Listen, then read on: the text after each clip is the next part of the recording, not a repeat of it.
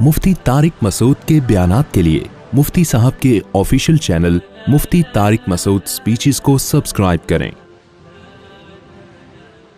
हमारे एक जानने वाले मौलाना साहब थे, उनकी ऊपर की सेटिंग आउट हो गई ना, इतनी आउट हो गई कि उनको कोई बूढ़ा आदमी नसीहत करे उनको गुस्सा आए, बूढ़े को डांट देते थे बड़ी महफिल में, हालांकि यंग थे वो। हमें गुस्सा आता, यार आप ठीक है आलिम हो लेकिन आप जवान हो, अगर कोई बूढ़ा सफेद रीश आदमी आपको समझा रहा है तो बूढ़े के एहतराम का तकाजा है कि गुस्से तो ना हो ना, आप सुन ले अंकल ठीक है मैं गौर करूंगा, गुस्से क्यों हो रहे हो भाई। उन्होंने ये हरकतें शुरू कर दी। अच्छा, उनके भी मुरीदीन थे, हाथ चूमते, अब किसी को नहीं पता चलेगा किसकी बात कर रहा हूं, बहुत पुराना वाकया हो गया। उनके मुरीद भी उनके यही है कि हाथ भी चूम रहे हैं, और उस वक्त सेल्फियों का ज्यादा रिवाज था नहीं है, मोबाइल कैमरे नहीं होते थे उस वक्त। तो फिर वो जिक्र भी करा रहे हैं लोगों को, मुरीद आ रहे हैं और मुरीद फिर ख्वाब भी सुना रहे हैं, मैंने आपके बारे में ये देखा। आप मुरीद भी ऐसे ऐसे ख्वाब सुनाते हैं ना, मैंने ये देखा जन्नतुल फिरदौस में टहल रहे हैं आप, मैंने देखा आपकी 10 उंगलियां घी में, वो तो सुना होगा ना, और मेरी गंदगी में। वो पीर साहब कहते थे ना, मुरीद आया, पीर साहब मैंने देखा कि आपकी 10 उंगलियां शहद में और मेरी पखाने में। पीर ने कहा यही तो फर्क है। तो उसने कहा पूरा ख्वाब तो खत्म होने दें, आप मेरी उंगलियां चाट रहे थे, मैं आपकी उंगलियां चाट रहा था। खैर, तो वो भी एक पीर साहब, मुरीदों ने उनको बहुत वो उठा लिया ना। तो अब वो क्या हुआ कि वो बदतमीजी, हर एक से बदतमीजी। तो मैं परेशान होता था इनको हो क्या गया है। तो हमारे किसी दोस्त ने बड़ा अच्छा तर्जिया किया, उन्होंने कहा मुफ्ती साहब इनका कसूर नहीं है, असल में इनको अपने बारे में वहम हो गया कि मैं बहुत नेक हूं, तो इस वहम की वजह से बेचारे ऐसे हो गए। बाज दफा इंसान अपनी बारे में खुशफहमी में आ जाता है कि मैं क्या हूं, मैं नेक हूं। लोग इतनी तारीफें कर देते हैं, आदमी समझ लगता है। इंसान दूसरों की तारीफों से इतना मुतासिर होता है ना, अपने ऐब उसकी नजरों से छुप जाते हैं। ये बिल्कुल एक हकीकत है। अगर किसी काले को आप कहना शुरू कर दो ना, कोई गोरा है, तू चिट्टा है, तू गोरा है, तू बहुत हसीन है, वो ये वहम में आएगा कि मैं क्या हूं, मैं बहुत गोरा हूं। एक आदमी था ना गांव में, तो उसको किसी ने आके बोला कि यार तू यहां बैठा हुआ है, तेरी बीवी तो बेवा हो गई है। तो उसने कहा अबे मैं जब जिंदा हूं तो मेरी बीवी बेवा कैसे हो गई।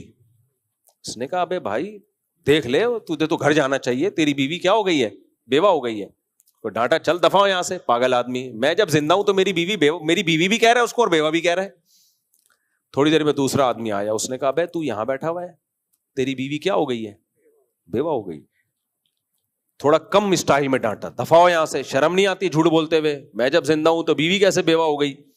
फिर तीसरा बंदा आया, अबे तू यहां बैठा हुआ है, कपड़े धो रहा है, तेरी बीवी बेवा हो गई। तो अब थोड़ा सा उसको वहम होना शुरू हो गया कि शायद बेवा हो गई। हंस दिया कि जाओ यार तुम लोग मजाक कर रहे हो ना, तुम लोग मेरे साथ। चौथा आया, यार गफ्फार तुझे किसी ने बताया नहीं कि तेरी बीवी बेवा हो गई है। तो शुरू में तो मजाक समझा, जब 10, 15, 20, 25, 30 लोगों ने कहा भाग रहे घर, तगड़ तगड़ तगड़। लोग कह रहे क्या हो गया, कह रहे भाई मेरी बीवी बेवा हो गई। ये इंसान पर मीडिया का असर होता है। तो वो तो बीवी बेवा होने के लिए तो 25-30 आदमी चाहिए थे उसको ये वहम डालने के लिए। अपनी तारीफ 2 बंदों से भी आदमी सुन ले तो यकीन कर लेता है यार ये बंदा क्या कह रहा है। हमारे वालिद साहब एक लतीफा सुनाते थे, जब भी मैं कहता हूँ ना ये बंदा ठीक कह रहा है, मुझे वालिद साहब का स्टाइल याद आ जाता है। असल में वालिद साहब एक लतीफा सुनाते थे, एक मौलवी साहब बीमार थे ना, तो मुख्तलिफ हकीम आए, सजेशन दी कि इसको करेले का जूस पिलाओ, ठीक है, हकीम लोग तो यही पिलाते हैं। एक ने कहा कि इनको जो है वो ऐसा करो कि है फलानी माजून खिला दो, फलानी माजून खिला दो। वो मौलवी साहब आंखें बंद करके पड़े हुए हैं ना, जैसे बिल्कुल बेहोश, आंख ही नहीं खुल रही। एक ने कहा इनको दूध जलेबी खिलाओ, मौलवी साहब की एकदम आंख खुली। एक ने कहा इनको क्या पिलाओ, दूध जलेबी, एकदम मौलवी साहब हरकत में आए ना। अच्छा वो कह के खामोश हो गया। फिर दूसरे ने कहा इनको फलाने का जूस पिलाओ, फलाने का जूस पिलाओ। तो मौलवी साहब का ख्याल था लोग इसकी बात को खुद ही वैल्यू देंगे, दूध जलेबी वाली की बात को, तो वो लोग वैल्यू दे नहीं रहे। तो फिर मौलवी साहब ने पूरी आंखें खोली, बोले भाई इसके भी तो सुनो क्या कह रहे, इसकी भी तो सुनो क्या कह रही। तो इंसान के फेवर में जो चीज जाती है ना وہ چیز انسان کو بہت اچھی طرح سنائی بھی دیتی ہے, اس کا مطلب بھی سمجھ میں آتا ہے, بھلے وہ انگلش میں ہو پھر بھی سمجھ میں آئے گی, وہ پشتو میں ہو پنجابی میں ہو پھر بھی. تو انسان جتنا بیڑا غرق انسان کا اپنی تعریف سن کے ہوتا ہے نا, اتنا کسی چیز سے بیڑا غرق نہیں ہوتا. اور جتنا اپنی برائیاں سن کے سنورتا ہے انسان, اس کو اپنی اصلاح کا موقع ملتا ہے, اتنا کسی چیز سے سدھرتا نہیں ہے. ہاں دو چیزیں ہیں اس میں, اتنی برائیاں سنے کہ مایوس ہونے لگے پھر نقصان ہوتا ہے, تو اس میں اتنا حوصلہ ہونا چاہیے کہ مایوس نہ ہو, اور یہ فرق کر سکے کہ کون سی برائی ٹھیک ہے اور کون سی برائی ٹھیک نہیں ہے. یہ اس میں تجزیے کی صلاحیت ہونی چاہیے, کیونکہ بعض دفعہ جو برائی نہیں ہوتی وہ بھی آپ سنتے رہو گے تو پھر مایوسی کی طرف جانے لگتا ہے, پھر اس میں موٹیویشن نہیں ملتی. اور تعریف سن کے اگر اس میں اتنا حوصلہ ہے, ظرف بڑا ہے کہ وہ یہ دیکھے کون سی تعریف درست ہے اور کون سی درست نہیں ہے, یہ فرق کرنا جانتا ہو. نمبر 2, وہ تعریف سن کے چوڑے میں نہ آ جائے, بلکہ وہ یہ سمجھے بھائی یہ گاڈ گفٹڈ ہے, اس میں میرا کمال نہیں ہے, یہ بھیک میں ملی ہے مجھے خدا کی طرف سے, تو اس میں نے اور تواضع کرنی ہے, اور اللہ کا شکر ادا کرنا ہے, اور زیادہ متواضع بننا ہے.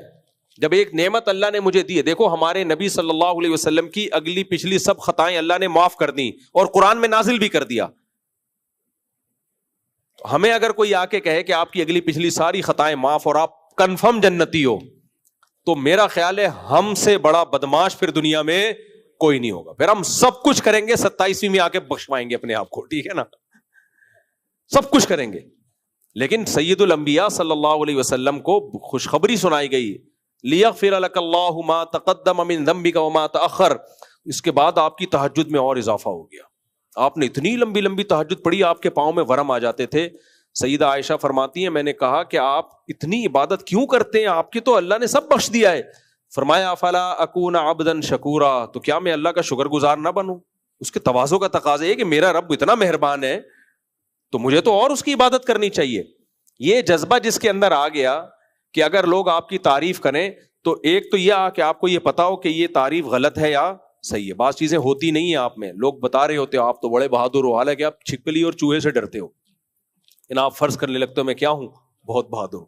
لوگ کہتے ہیں آپ بڑے سخی ہو, حالانکہ آپ بیوی کے واجب حقوق بھی ادا نہیں کر رہے ہوتے. ایک دفعہ دوست کو چائے پلا دی ہوتی ہے, لوگ کہہ دیے تو سخی, تو آپ اس وہم میں آ گئے ہوتے میں واقعی کیا ہوں, سخی ہوں. تب بیگم نے ایک دن بول دیا کہ آپ کبھی کچھ خرید کے نہیں دیا, تو آپ کو غصہ آتا ہے کہ مجھے تو دنیا سخی کہتی ہے اور یہ سسرال دیکھو, سسرال دیکھو. بھائی دنیا کے کہنے سے آپ کو خوش فہمی ہو گئی ہے, آپ غلط فہمی میں مبتلا ہو گئے, آپ ہو نہیں. دوست کہہ دیتے ہیں آپ کے اخلاق بہت اچھے ہیں, ایک دن بیگم نے کہہ دیا کہ آپ کے تو اخلاق اچھے نہیں, تمیز سے بات نہیں کرتے, آپ کا میٹر کیا ہو گیا 60. یار میرے تو دوست کہتے ہیں میرے اخلاق اچھے ہیں اور یہ دیکھو. بھائی دوستوں کا معاملہ اور ہوتا ہے, ان سے کتنی دیر ملاقات ہوتی ہے, اصل کہاں کے ہیں. گھر کی بات گھر سے میں پتہ چلتا ہے کہ آپ کے اخلاق کیسے ہیں. دوست کے ساتھ کیا کرے گا, بد اخلاقی کر کے وہ چماٹ لگائے گا آگے سے, بدتمیزی کرو گے تو دوسرے کی تعریف میں یہ آپ کو فرق کرنا پتا ہو کہ یہ صحیح ہے یا غلط, تو یہ اسلام سے پتہ چلتا ہے. اور اس میں اللہ نے کچھ ذہانت دی ہو, کسی کو صلاحیت دی ہو, تو دو چیزیں ہوں اگر, اور دوسرا وہ تعریف سن کے تواضع پیدا ہو, عاجزی پیدا ہو, تکبر پیدا نہ ہو.